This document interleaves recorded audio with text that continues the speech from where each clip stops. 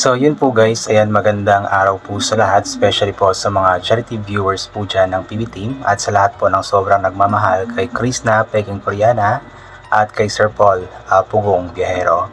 So another topic po yung pag-uusapan po natin sa video po na ito. Ito po ay nasabi ni Krishna doon sa naging live po niya nung nakaraang gabi, kung saan nga po sabi po niya na hanggang ngayon pa daw po is marami pa rin daw po siyang nababasa ng mga negative comments or marami pa rin po siyang bashers magpahanggang ngayon nga po. Hindi daw po alam ni Chris na kung bakit nga ba grabe yung galit ng mga bashers po sa kanya, at maging ako pansin ko rin po iyon na marami po talaga yung mga nagbabash kay Chris, na marami po talaga yung mga nag-comments ng mga negative, mga hindi magandang comments sa kanya. Even though alam naman po natin na nagkaayos na nga po sila ni Sir Paul, at yun nga po, pakiusap nga din naman ni Sir Paul na tigilan na nga po ang pambabash nga po sa kanila, especially nga po kay Chris, na kasi nga po maayos na nga po ang lahat. At hindi ko alam kung bakit nga ba hindi yun maintindihan din po ng mga bashers. Kung talagang supporters po sila ng PB Team, especially ni Sir Paul Pugong Biyahero, so dapat ay sundin po nila kung ano yung sinasabi ni Sir Paul. Kasi nga, sila Sir Paul po yung kumbaga involved sa nangyari po nung nakaraan, and maayos na nga po ang lahat, nagkaayos na nga po, wala na pong samaan ng loob, wala na pong bigat ng kalooban po sa bawat isa. But then itong mga basher, siguro mga fake, ano po ito mga fake po na mga supporters, kasi kahit na anong pakiusap po nila Sir Paul, nila Krista ng PB Team na itigil na po ang pamabash, ay hindi pa rin po talaga sila tumitigil, at talagang patuloy pa rin po silang nambabas, especially nga po kay Krista. Pero yun nga, ang payo na lamang natin kay Krista is hayaan na lamang po niya ang mga bashers po na ito. Ang importante is wala nga po siyang tinatapakan na tao, at ngayon nga po is tumutulong na rin po siya sa mga taong nangangailangan. Kumbaga, kung ano po yung mission na ginagawa po nila Sir Paul ng PB Team, is yun na rin po ang ginagawa ni Krishna. Kasi since from the start naman na nagawaan nga po siya ng YouTube channel ni Sir Paul, is yun po talaga ang goal po niya, ang matulungan ang kanyang pamilya at makatulong rin po sa iba. At malaki po yung pasasalamat ni Krishna, at sabi nga po niya na talagang hindi daw po siya magsasawa na magpasalamat nga po unang-una sa Panginoon, kasi nga po ang Diyos po talaga ang may plano sa lahat ng mga nangyayari nga po sa kanyang buhay. Nagpasalamat po siya ng malaki din po pangalawa kay Sir Paul, dahil nga po si Sir Paul po yung ginamit ng Panginoon para nga po siya matagpuan, at dahil nga po kay Sir Paul ay nakilala nga po siya sa social media, at naabot nga po niya kung ano man po ang naabot niya ngayon. Nakapagpaabot na rin po siya ng tulong sa iba ngayon, nakakapagpaabot po siya ng tulong sa kanyang pamilya. So malaki po ang pasalamat po niya kay Sir Paul dahil po doon.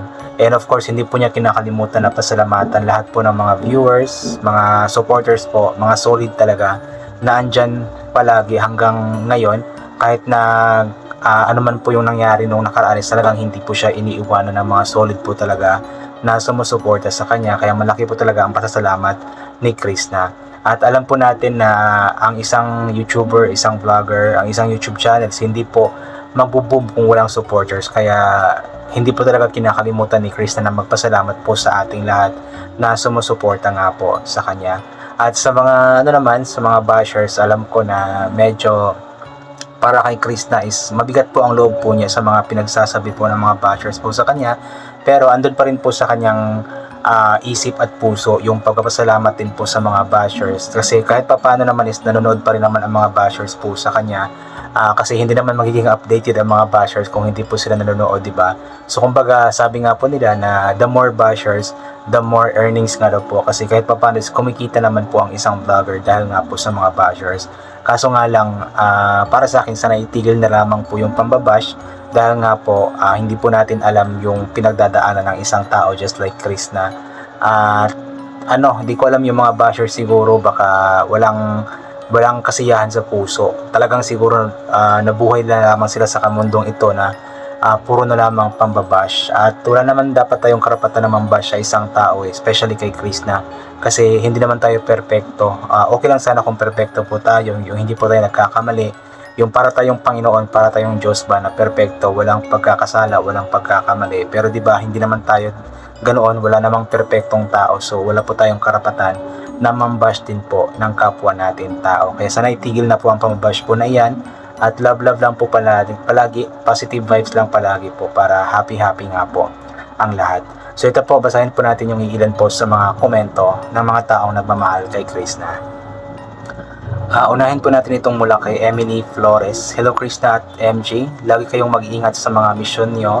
Huwag mong pansinin yung mga galit sa'yo watching from Pampanga. Yun na nga lang po, huwag na lamang pong pansinin. However, hindi rin talaga maiiwasan yun, especially kapag siguro nagbubukas si Krishna ng kanyang Facebook page, ng kanyang YouTube channel. So hindi po maiiwasan na makapagbasa nga po siya ng mga comments. At although mas marami yung mga positive na comments, kaso nga lang may mga negative talaga na humahalo at hindi talaga maiwasan yun. Pero ano lamang, ipag-pray na lamang po natin na malagpasan po ni Krishna lahat ng mga bagay po na ito, at yung mga mga bashers po, ipag-pray din po natin na tumigil na rin po talaga sila.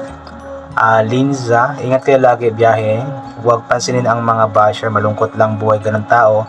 Basta kayo magkapatid, tuloy lang sa pagsisikap at vlog, lagi mag-pray. Yun nga po, yung mga bashers po is mga malulungkot po ang buhay po nun. Kumbaga, gusto po nila na idamay yung ibang tao, just like si Krishna, idamay po nila si Krishna sa kalungkutan ng kanilang buhay, kaya nang babash po sila. Kaya yun, ipag-pray na lamang po natin sila na malagpasan din po nila kung ano man pong kalungkutan ang meron sila. Jovit Espinilla, sana lahat ng taga Davao magkaisa, suportahan si Krishna dahil taga dyan siya sa Davao para makatulong dyan sa mga mahihirap na taga Davao. Kung kami mga na hindi taga Davao, taga Bicol region, kami South Luzon, pero nandito kami para suportahan si Krishna dahil napakabuti niyang anak. Yan ang dapat pamarisan at ipagmalaki ng mga taga Davao. Mga mababait, huwag niyong pabayaan ang iyong kababayan. Krishna ay ginintuang puso. Yan. So diba? So sana yun nga po, tayong mga supporters po ni Sir Paul or ng PB team, mga charity viewers po from Davao, sana support po natin. 100% po yung suporta po natin kay Krishna, kasi diba tama po yung sinabi ni Ma'am Jovit Espinilla na sila nga po na taga ibang lugar, taga Bicol region, ay sinusuportahan nga po si Krishna. So much more pa po tayong mga taga dito mismo, mga kababayan ni Krishna dito sa Davao, so i-support po natin siya.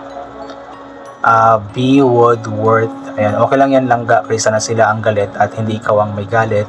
Ikaw ang may mga darating na pang blessings and favor sa ating Panginoong Jesus. At bahala na si Lord sa mga galit. Puso lang nila ang may stress, ang blood pressure lang nila na matataas. Ingat always and don't forget to pray for God's help and direction sa mga daily routine mo and Thanksgiving prayer before sleep. Yun nga po, yung mga bashers po na iyon, tagang sila rin po yung nagpapahirap sa kanilang sarili, kasi sa mga pamabash po nila, sila lamang po yung na-stress, nagkakasakit, tumataas yung blood pressure, diba? So sila lamang po yung nagbibigay ng problema sa kanilang sarili. Kaya yun nga, tama po yun.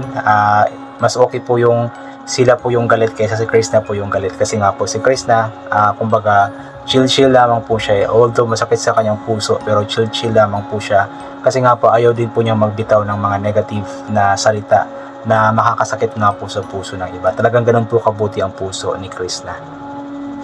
Manuel Lazona, ayan, Lord, gabayan mo po sila Pangga, Inday Ugdod and Inday Krishna, at bigyan mo po sila ng lakas para bukas sa kanilang gagawin. Amen. God bless us all. Yan. Amen po. Ipag-pray po natin always yung safety po nila sa lahat po ng kanilang ginagawa, especially po sa pag-mission po nila.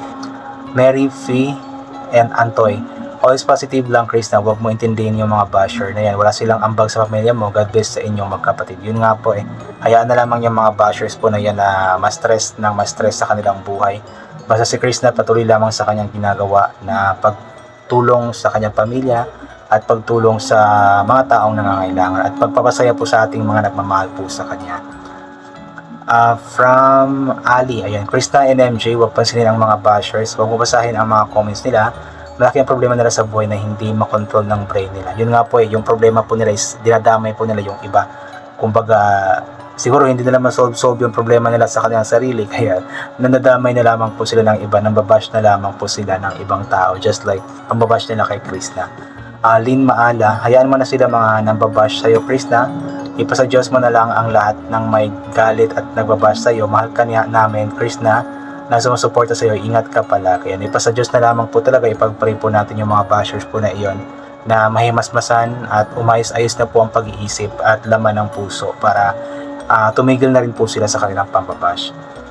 Lawrence Dicano, ayan, Krishna, hayaan mo yan, mga inggit lang yan, mga yan sa'yo. Basta lagi kayo ingat, dito lang kami para sa iyo, Krishna. Lagi kami nag-prayer para sa iyo, Krishna. God bless your number one sa lahat. Salamat sa Diyos Amen, Krishna. Yan, amen and amen po. So thank you so much po sa lahat ng sumusuporta po talaga sa ating idol na si Krishna.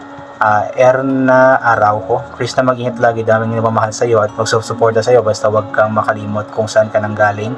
Huwag mong kalimutan ang pamilya at Salona kahit wala na kayo ni Paul. Minahal ka nila Mami Pipi at Nanay Needs and family. Good job, go lang sa goal mo yan. Hindi naman siya nakakalimot, lagi nga po siya nagpapasalamat, di ba, kay Sir Paul. Hindi naman always niyang sinasabi sa lahat ng mga vlogs po niya, pero talaga nagpapasalamat po siya always. Alam ko sa puso't isip po niya lagi siya nagpapasalamat. Kapag may live siya, lagi po niyang binabanggit ang pasasalamat. Kapag may mga ginagawa po siya na kumbaga nakakatulong po siya sa pamilya po niya, sa pamilya ng iba, ay talagang nagpapasalamat po siya kay Sir Paul always. Kasi yun nga po, si Sir Paul yung dahilan kung bakit nga ba naabot po niya kung ano man po ang naabot po niya ngayon. So yun po, I think hanggang dito na lamang po muna itong gagawin ko na reaction video. So God bless po and bye for now po.